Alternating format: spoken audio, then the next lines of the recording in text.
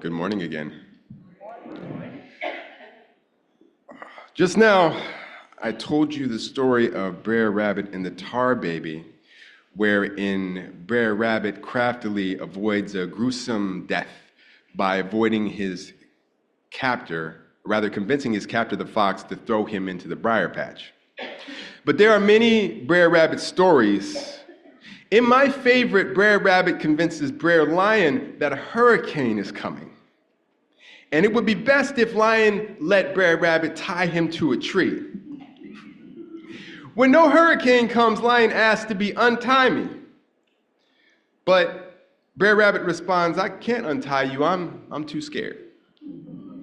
So then he calls up all the other animals, and when they see Brer Rabbit has Lion all tied up, they don't mess with him for a long time. Brer Rabbit, chief trickster of African American folklore. It's commonly held that Brer Rabbit stories come from the American South, more specifically from the enslaved population of black people living on plantations or in other forms of bondage. But to say that Brer Rabbit was a product of American slavery would be a half-truth at best. Brer Rabbit is an inheritance from Africa. Most Brer Rabbit stories are hair stories from the Bantu-speaking people of sub-Saharan Africa, mixed with some Anansi stories of the Akan people in modern Togo and Ghana. I think Anansi was made famous through, was it American Gods? Yeah, Neil Gaiman's book, so some people probably have heard of it. Those stories were carried with the enslaved people to the New World, where they were changed and adapted to the character of Brer Rabbit. However, when these stories first came to the American masses, the intricacies of how they got there were not part of this hugely popular product. Today, it is difficult to imagine just how popular and impactful Brer Rabbit stories were at the time they were introduced to wider America, and what their impact has been on our culture. But that's a story worth telling, and it's a story I'm going to tell today. Tales of Brer Rabbit first rose to national prominence in the late 1870s in the syndicated newspaper columns of Joel Chandler Harris, a white Georgian. In these columns, an elderly Negro slave named Uncle Remus told stories of Brer Rabbit and his friends to the plantation owner's son, who he affectionately called Honey. The popularity of these stories grew quickly, with Harris publishing several books, the first of which being Uncle Remus, His Songs and His Sayings. The books were collections. Harris explained that he wrote Uncle Remus His Songs and His Sayings to, quote, preserve in permanent shape those curious memories of a period that will no doubt be sadly misrepresented by historians of the future, that period being the slaveholding antebellum South. See, when Harris was 14, he quit school to work on the Turnwall plantation in Georgia, where he spent many hours in the slave quarters hearing the enslaved people there tell folk tales of Brer Rabbit, Brer Fox, Brer Lion, all the rest. These were the tales that Harris included in his books. Harris went through great lengths in his preservation, working to ensure that his Uncle Remus tales came from genuine black sources because they were competitors. So complete was his commitment to authenticity that he attempted to render the dialect of enslaved black people in Georgia in text. To read that now is a painful mockery. And I'm going to save you that. I'm going to save myself that. Uncle Remus was never a real person. He was a fabrication of a stereotype to sell a book. But his shadow would stalk Brer Rabbit tales for a long time. See, Uncle Remus became as famous and perhaps as beloved as Brer Rabbit himself. And they were famous. More than 120 years later, I first encountered Uncle Remus in college, not in a textbook, but in a local restaurant. On a vintage metal sign, halfway to the bathroom, sat an elderly black man, smiling kindly in disheveled clothing, a half-buttoned green vest, a wrinkled red shirt, and a mistied tie hanging loosely off his neck. You can put the slide up. He was holding a can of syrup, Uncle Remus brand syrup. It said, "This show am good." I would pass by this and I would think, is this how these people see me? Is this how they see my family? And then I'd think, am I safe here? Pause. I think that we have community members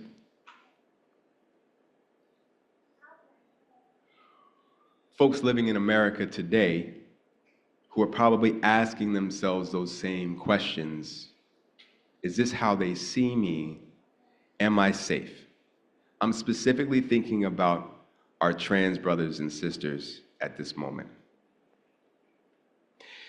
Beyond advertising, Harris's Uncle Remus tales had huge cultural impact for generations. Impact I'm not sure that we're even conscious of, but it's there. And I'll prove it to you right now. Raise your hand if you know this song. Zippity-doo-dah, zippity-yay. My, oh my, what a wonderful day. Yeah, that's Uncle Remus. Played by James Baskett, singing that landmark song in the Disney film Song of the South, which is based on the stories of Joel Chandler Harris. Song of the South has the distinction of being the only Disney film that has never been re-released in modern times. The movie also starred Miss Hattie McDaniel, the first Black American to ever win an Academy Award for her portrayal of Mammy, an enslaved woman in Gone with the Wind. James Baskett would go on to become the second African American to win an Academy Award for his portrayal of a former slave named Uncle Remus. Both actors, by the way, were unable to attend the premiere of their Academy Award-winning film because those films premiered in an Atlanta theater that was segregated, and they were not allowed to attend. Now, I'm going to touch on this lightly, and that might not feel great, but if I don't, I'm not doing my job. And this is my fifth sermon up here, and I think by now y'all realize I take my job very seriously. Within the dominant culture of the United States, what Native American theologian Tink Tinker calls Euro-Christian culture, but could also be called white supremacy, it could be called manifest destiny. Within that culture, there is a belief, deep-seated like marrow, that if a thing can be reached, it can and should be obtained. This obtainability is self-justifying. The fact that it can be reached is proof that the obtainer deserves to obtain. Once obtained, this new possession should be rendered safe. Columbus runs into a beautiful island full of curious and friendly inhabitants. They have been reached. Within a generation, most of the indigenous population is dead, and the survivors have all been enslaved. They have been obtained and rendered safe. Soon, however, all of them would be dead. They would all die. There are no Tainos left. New, more robust labor was required. Africans can be reached. They can be reached by the Portuguese, the Dutch, and the English. Reached, they can be obtained, placed in shackles, rendered safe, and sent to the New World. Soon, a young nation of former Euro-Christian colonists has become 13 states, bursting at the seams until they overrun the borders of Appalachia to find a land of beauty and plenty.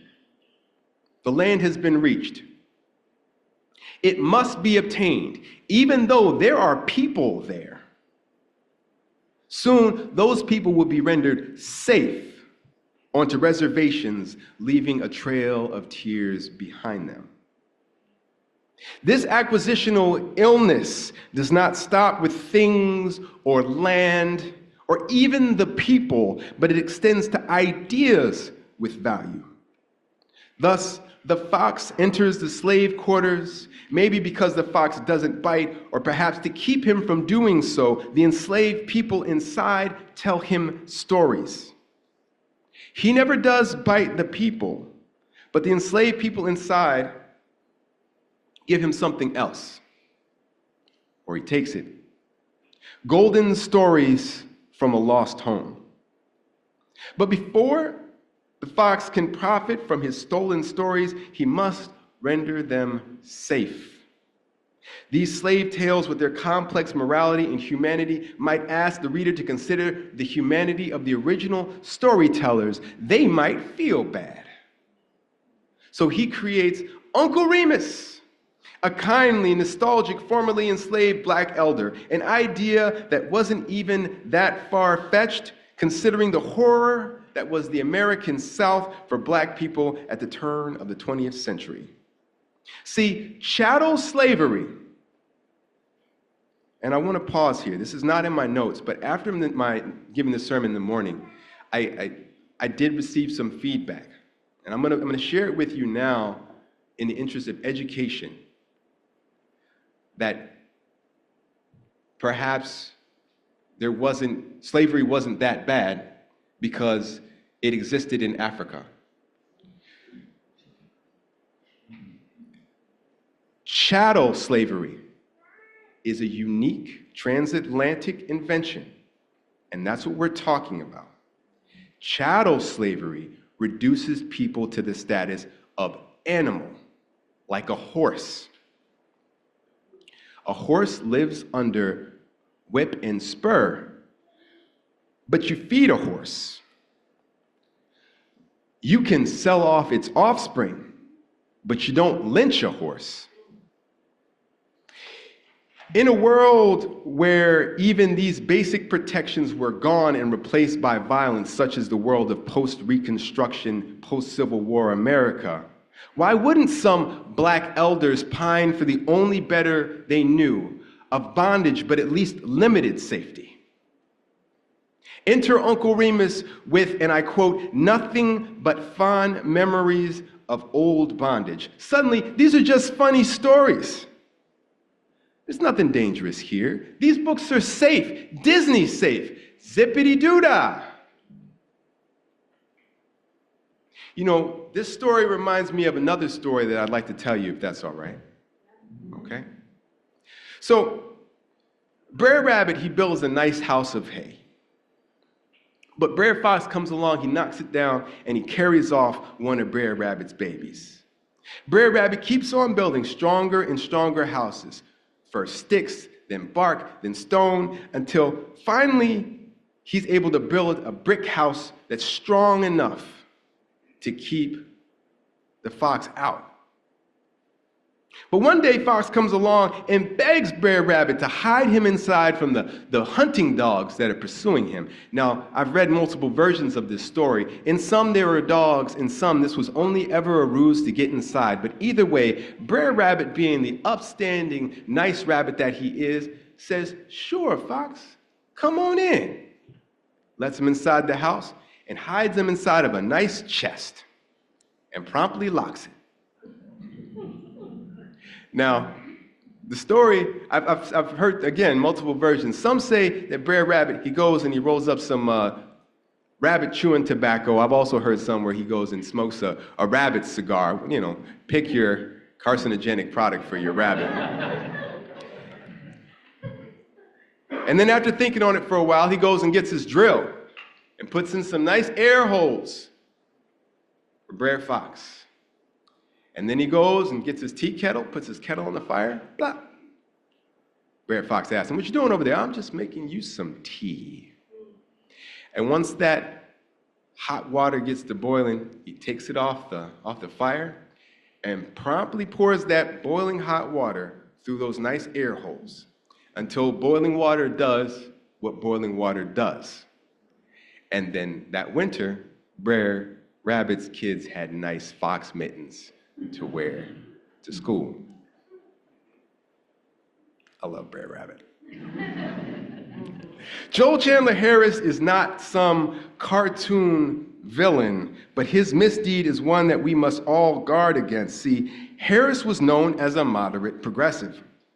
He wrote in favor of rights for colored people, but he never took a position so radical as to jeopardize his success. He never recognized how the differences in power between himself and the enslaved complicated questions of consent. When I say complicating questions of consent, do you all understand what I mean by that? I want to take a second because I don't want to assume knowledge. That's always a mistake. When I say complicating questions of consent, what I mean is if there is a difference in power such that one person in this relationship or one group of people in this relationship does not have the power to resist, can they say no? Right? That extends to all human relations. Question of consent aside, much simpler. I know for sure Joel Chandler Harris never wrote them a check. He never paid the people who gave him the stories that gave him the nice life that he lived. See, Joel Chandler Harris, he knew better, but he refused to sacrifice comfort and success in the name of justice. Now, I don't have time for this point right now, 20-minute sermon. But I do ask myself, and maybe you want to ask yourself too, what justices are we willing to sacrifice in the name of comfort? I can think of a few, but maybe that's a question for a different day. Returning to the movie Song of the South, I refuse to denigrate James Baskett and Hattie McDaniel for playing racist stereotypes. I am proud that they achieved their field, their profession's highest honor, the Academy Award. They were professional actors doing the best that they can in a vibrantly segregated world. They were survivors, vibrant survivors, and that's the key. Freed from all the racist mess heaped on him, we can begin to see Brer Rabbit for what he is, the trickster, he who survives vibrantly. Marched from homes packed into boats of despair with no possessions, Brer Rabbit came and he survived. 250 years of bondage, he survived. Hooded night riders burned homes, he survived. Enforced poverty, broken promises, strange fruit swinging from trees, he survived. Jim Crow, dog bites, water hoses, sundown towns, he survived. Subprime loans, white flight, mass incarceration, Unite the Right rally, Buffalo supermarket mass shooting January 6th, he still survives. If I run over time, I'm sorry. I know that the Commanders are playing, so I apologize. But I need to tell you that the forces of whatever you want to call that evil, the forces of white supremacy, which I want to be clear, that is not white people. White supremacy is an evil that stalks us all. We all pay for that. Those forces are on the march right now, crawling back up out of the shadows onto the road of life, shutting down diversity initiatives, attacking the humanity of our trans siblings, attempting to suspend the 14th Amendment, the very amendment that in 1868 gave a nation of recently freed people citizenship. Do you want to go back to 1867? No. I certainly don't. Just yesterday, the Patriot Front, a known white supremacist, formerly neo-Nazi, currently neo-fascist hate group, held a rally in front of the Washington Monument. See, they think they've reached power, that they've obtained it, and now it's safe for them to run amok. Well, Brer Rabbit ain't hiding in no holes. He's not staying inside the briar patch where he's safe. No. See, every Brer Rabbit story begins and ends exactly the same, with Brer Rabbit free and vibrantly living his life. See, sometimes you gotta race a turtle. Sometimes you gotta eat butter right out of the tin. Sometimes you gotta stay up late dancing and telling stories. Brer Rabbit sees the predators. He remembers the last time and all the times before that. But he knows that to live is to do more than just survive. It is to breathe with joy. Because that's what evil's scared of. Evil is scared of our joy. The spirit of Brer Rabbit, the spirit of the trickster, it already resides inside of you. And you can call on it whenever the enemy is close. It's there for you. And if you don't believe me, I can prove it. Audience participation time. All right. Who here knew who Brer Rabbit was before today, before I started talking about him? That is a wonderful, healthy number of people. There are some people with their hands down, and I don't believe you. I do not believe you. Go ahead and put them up there. We don't know who this is. We don't. I thought for sure we all knew who Bugs Bunny was. That's crazy. Because Bugs Bunny is directly inspired by Brer Rabbit. They share the exact same personality. They even have some of the exact same storylines. Big difference being that, Bugs Bunny is like Jesus is queer, and, Brer Rabbit is not presented that way. But that's next sermon. We'll do that one. Listen, y'all. We don't need to out-predate the predator. We don't need to have bigger fangs. We don't need to draw more blood. We don't need to take. There's enough takers. We have agile minds and powerful, powerful joy.